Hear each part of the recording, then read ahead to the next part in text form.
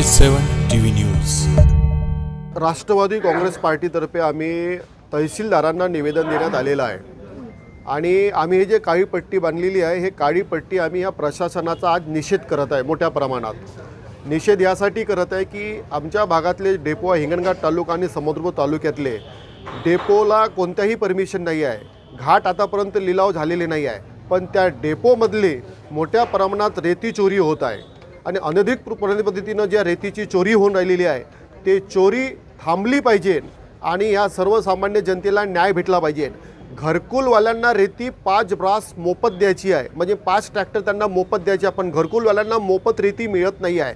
आणि हे प्रशासन आणि तहसीलदार फक्त कारवाई कोणावर करत आहे?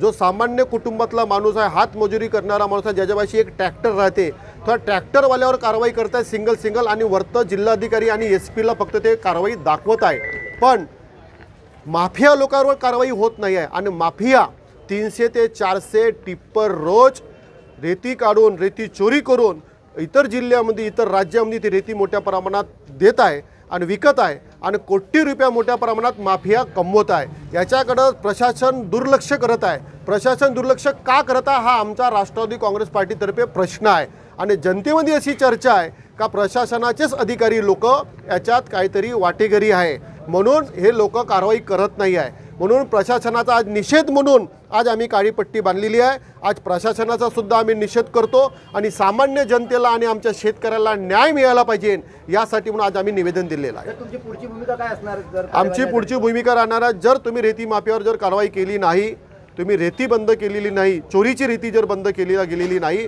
तर राष्ट्रवादी काँग्रेस पक्ष हा आक्रमक भूमिका घेणार आणि त्याचे जे काही पडसाद उमटणार त्याचं जबाबदार हे प्रशासन आणि शासन राहणार आहे। आणि म्हणजे मोठमोठे टिप्पर त्या माध्यमातून जात आहे आणि छोट्या व्यावसायिकांवर जे हातमजुरी करून किंवा आपल्या पोट भरायसाठी म्हणून परिवार पोषणासाठी म्हणून त्याच्यावर कारवाई करत आहे, याचा निषेध करण्याकरता राष्ट्रवादी काँग्रेस तर्फे मोठ्या प्रमाणात आंदोलनाची हाक दिलेली आहे। मित्रांनो, आपण पाहत आहोत की शहरात मोठ्या प्रमाणात माफिया बाहेर राज्यात किंवा बाहेर शहरात इथून मोठ्या प्रमाणात टिप्पर चाललेले आहे आणि याचा राजकीय आश्रय कोणाचा आहे हे सगळ्या विधानसभेला माहीत आहे। म्हणून मी प्रशासनाला आम्ही राष्ट्रवादी काँग्रेसच्या माध्यमातून पुन्हा विनंती करतो की आपण या निवेदनाची दखल घ्या, अन्यथा आम्ही रास्ता रोकोच्या माध्यमातून असं मोठ्या प्रमाणात आंदोलन करू।